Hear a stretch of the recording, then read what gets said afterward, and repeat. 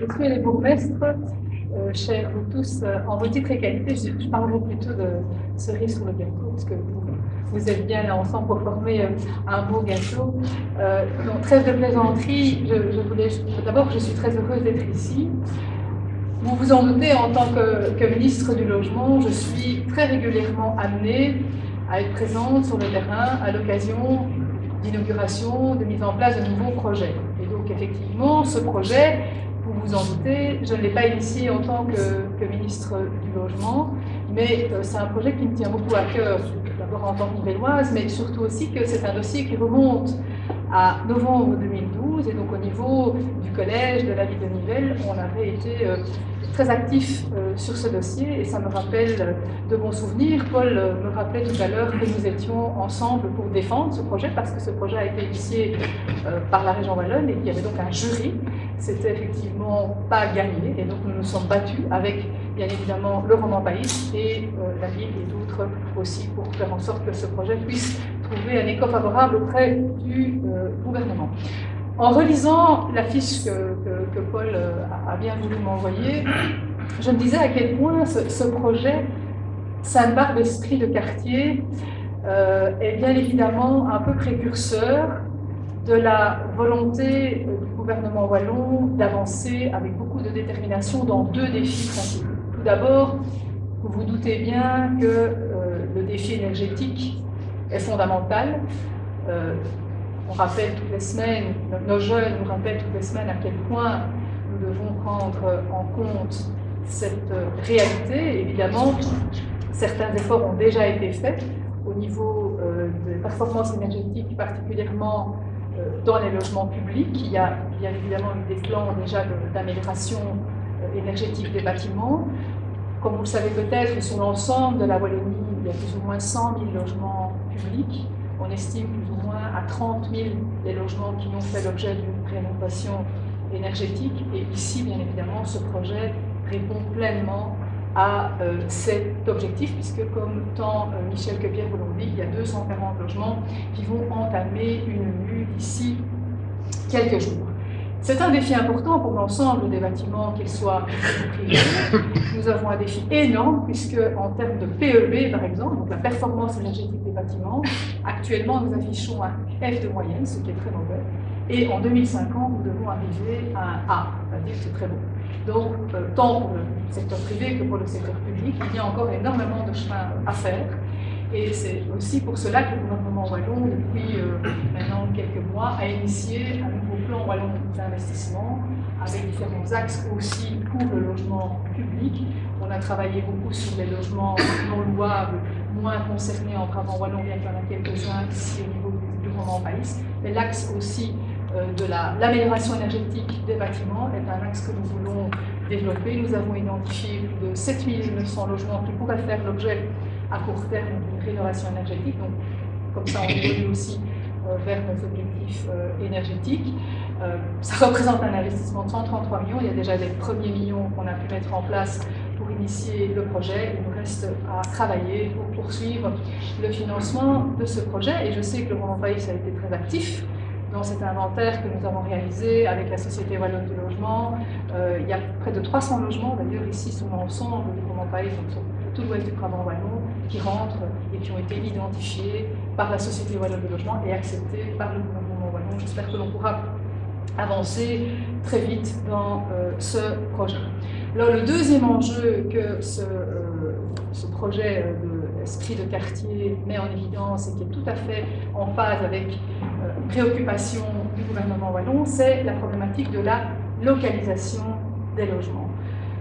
Pierre l'a dit, le quartier Sainte-Barbe doit être relié, connecté au centre de Nivelles, aux autres quartiers de Nivelles, au centre commercial ici au sud, et donc à l'avenir, pour les nouveaux logements que nous allons construire en Wallonie, nous devons prendre cette thématique à bras-le-corps et ne plus construire des logements qui sont déconnectés du reste du quartier. C'est vrai qu'à l'époque, il y a plus de 20 ans, Pierre, quand on en parlait, Sainte-Barbe avait l'image d'un quartier un peu ghetto, Et quand je vois la mue déjà qui a été initiée par l'ensemble d'autres projets, notamment ici cette salle qui a été construite aussi, il y a un esprit de quartier qui tend à se développer de plus en plus, c'est une bonne chose.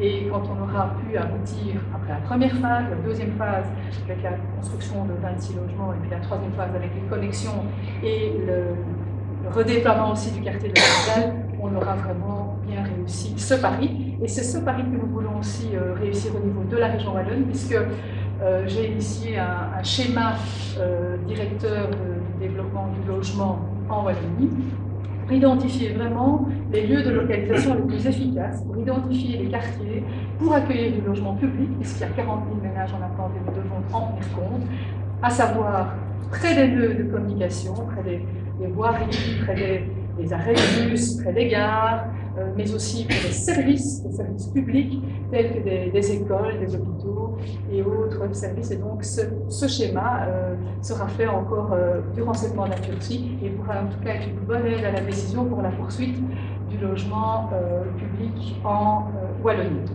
Alors je voudrais vous dire encore quelques mots sur je ne vais pas vous passer en revue tous les projets sur lesquels le gouvernement wallon travaille actuellement, mais peut-être quelques mots sur la réforme locative qui est une réforme au bénéfice des citoyens bien évidemment, qui va aussi faciliter, je pense, j'espère, la vie des sociétés de logement de service public. Nous avons travaillé, nous avons co-construit ce projet avec la Société Wallonne de Logement, mais aussi l'Union des villes et communes.